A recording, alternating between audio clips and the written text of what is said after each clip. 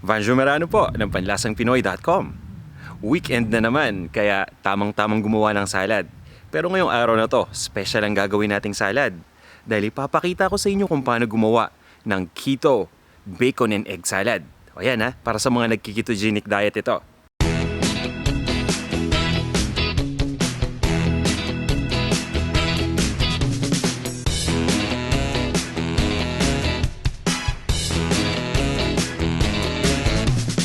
At ito yung mga ingredients na gagamitin natin para sa salad na to. Bacon. Napaka-popular nito sa mga keto recipes. Gagamit din tayo dito ng itlog. Pwedeng regular na itlog, pwedeng organic. Nasa sa inyo yan. Sharp cheddar cheese na shredded. Dahon ng sibuyas o scallions. Dijon mustard. Gagamit din tayo dito ng sibuyas. Sibuyas na pula, pero konti lang yung kailangan natin. Asin, ground black pepper, at syempre, ang ating Lady's Choice mayonnaise. Gagamit din tayo mamaya ng tubig dito dahil kailangan natin pakuluan yung itlog. Ito naman yung kumpletong listahan ng mga ingredients kasama ang sukat ng bawat isa.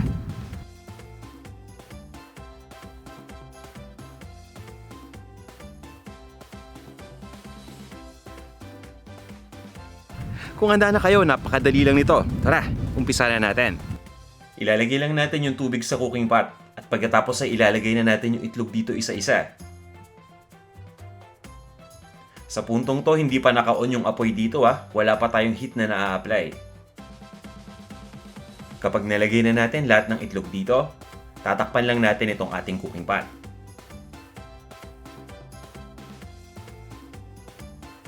Ngayon naman, ay papakuluan lang natin ito. Sisiguraduhin lang natin na kumulo na mabuti yung tubig dito. Pwede na natin i-turn on yung heat sa ating lutuan. Importante talaga dito na kumulo ng todo-todo yung tubig. Ito nag-uumpisa palang kumulo. Ang gusto natin yung rapid boil talaga. At yan, kapag kumulo na yung tubig na katulad nito, ibig sabihin, handa na tayo. Okay, ngayon, i-turn off na natin yung heat. At pagkatapos ay papabayaan lang natin yung itlog na maluto dun sa init ng tubig ng 10 minuto.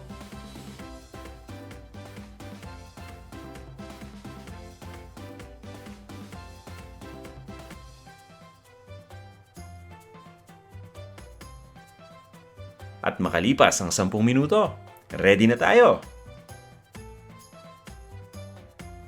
Tanggalin lang natin yung takip dito sa cooking pot. At itapon lang natin itong mainit na tubig sa lababo.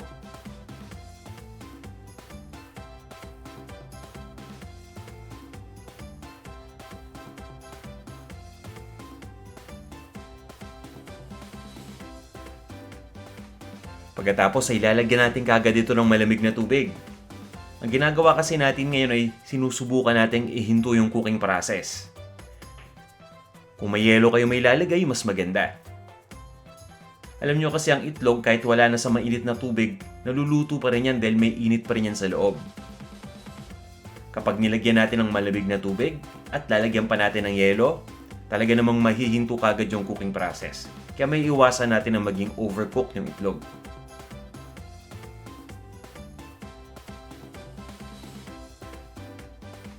Papabayaan muna natin ito dito ng mga 10 minuto. Iluto muna natin yung bacon. Magpapainit lang tayo ng pan at pagkatapos ilagay na natin yung bacon dito. Medyo malaki yung pan na gamit ko kaya sakto tong bacon, pero kung maliit yung pan ninyo, gupitin lang natin tong bacon sa kalahati.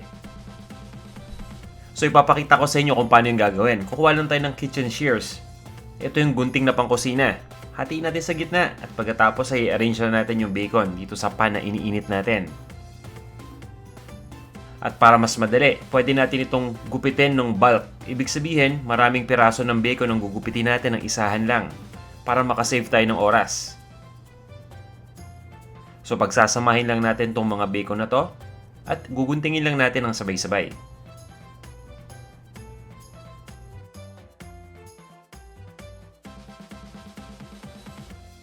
Itutuloy lang natin ang pagprito dito sa medium heat ng 3 minuto ang bawat side.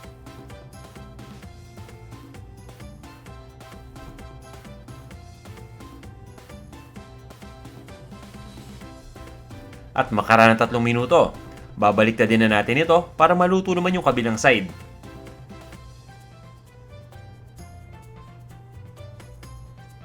Ang importante dito sa bacon ay mapalutong natin ito. Kaya kapag binaliktad na natin yung isang perasong bacon at maluto na natin yung kabilang side, kapag hindi pa malutong pagkatapos nun, pwede nating baliktarin uli at ituloy lang natin ang pagluto hanggang sa tuluyan ang maging malutong ito.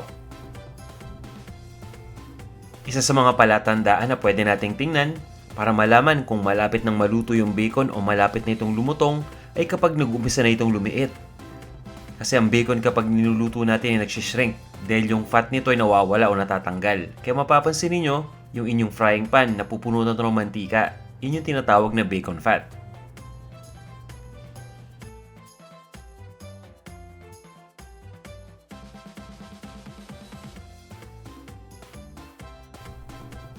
Itutuloy lang natin ang pagprito dito sa bacon hanggang sa tuluyan na maging malutong ito.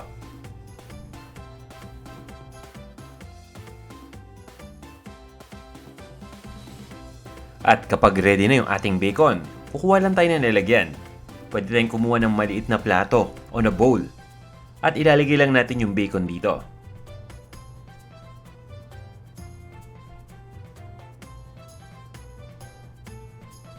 Isa-isa ko lang kinukuha yung bacon dito nang sa ganun ay ma-arrange ko itong mabuti.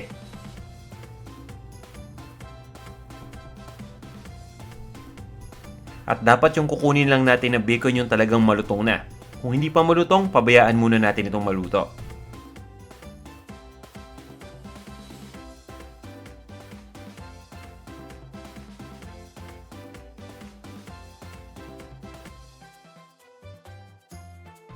At habang pinapakool down natin yung bacon, yung itlog naman yung balatan natin.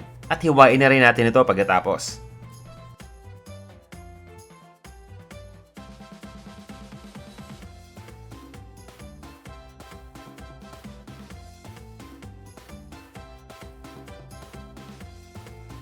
At ang kagandahan dito, tamang-tama lang yung pagkakaluto natin. Tingnan mo kapag hiniwa natin ito sa gitna, tamang-tama lang yung itsura nito. Wala kayong makikita dito na ring mark sa gilid. Simple lang yung proseso natin, di ba? Babalatan lang natin at hihiwain lang natin yung ibang itlog na meron pa tayo. Pagkatapos, ay tatabi muna natin ito.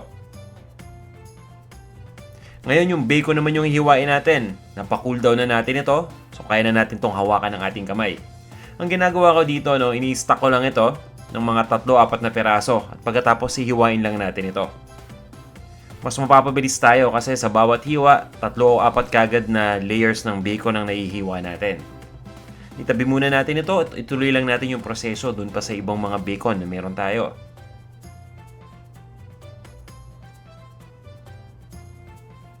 Pagkatapos nating mahiwa, iset aside muna natin itong bacon. At ihanda na natin yung mixture natin para dun sa salad. Kukuha lang tayo ng isang bowl. At pagkatapos, kunin na natin yung ating Lady's Choice Mayonnaise. Pagdating sa paggawa ng salad, ito lang talaga ang pinagkakatiwalaan ko.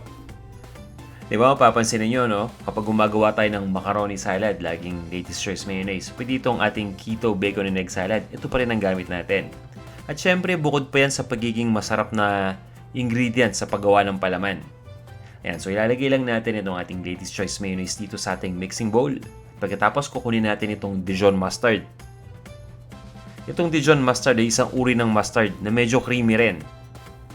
At ang kagandahan nito, napaka-konti lang ng carbohydrate content nito. Maglalagay tayo dito ng asin. At pagkatapos, ilalagyan din natin ng ground black pepper. At ngayon ay ihanda na natin yung pulang sibuyas. Ilalagay na natin ito dito sa ating mixing bowl. Pagdating sa sibuyas, konti lang yung gagamitin natin. Although konti lang din yung carbohydrate content nito, medyo mataas naman kasi yung sugar content nitong sibuyas. Kaya konti lang yung ginagamit natin. Hahaluin lang natin itong mabuti. At kapag nahalo na, pwede na nating ilagay dito yung itlog na nahiwa natin. Ito na yung itlog. Ilagay na natin lahat.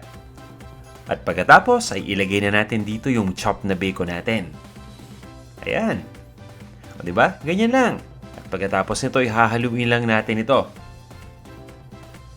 Ang gagawin ko ngayon ay ifo-fold ko lang itong mga ingredients na to dito sa mixing bowl. Basta dahan-dahan lang yung paghalo natin.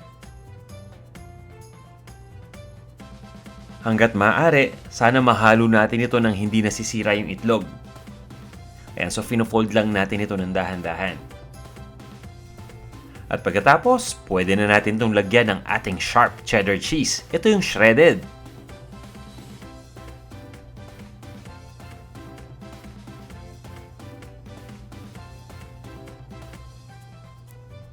Haluin lang natin ito uli.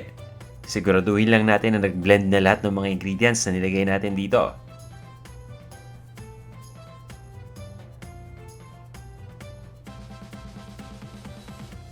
Ngayon naman, ilagay na natin yung scallions o yung dahon ng sibuyas.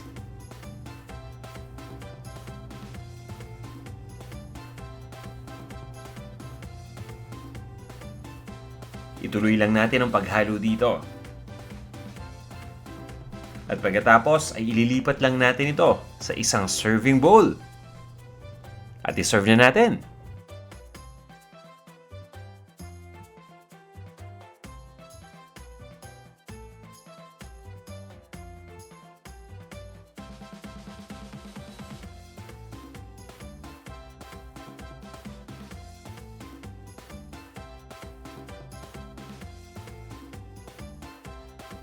Ito na ang ating ketogenic bacon and egg salad.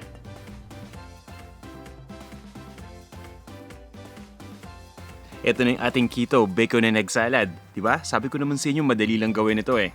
Ngayon, tikman na natin. Sigurado ako napakasarap nito. Siyempre may bacon eh. Diba? Ang sarap. Napakalasa ng bacon. Napaka-rich and creamy ng mayonnaise natin dito. Hinaluan pa natin ng egg. At yung ibang mga ingredients pa natin. So yung nilagay natin ditong onions, tama-tama lang no? Dahil ayaw natin masyadong marami. Pero yung lasa ng onion nakatulong dito sa salad para lalo itong sumarap. Wow.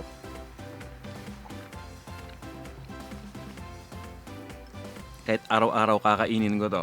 Sa totoo lang, dahil talagang sobrang lasa niya. Napakamalinamnam.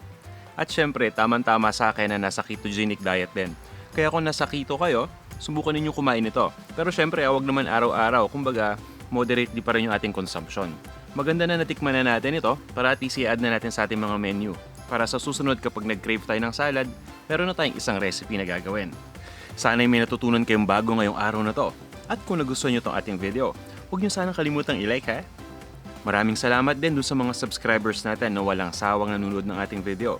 Kung hindi pa kayo nagsasubscribe, iniimbitahan ko kayo na mag-subscribe na dito sa ating Panlasang Pinoy YouTube channel. O greetings muna tayo. Hello at kamusta kay Che Reyes?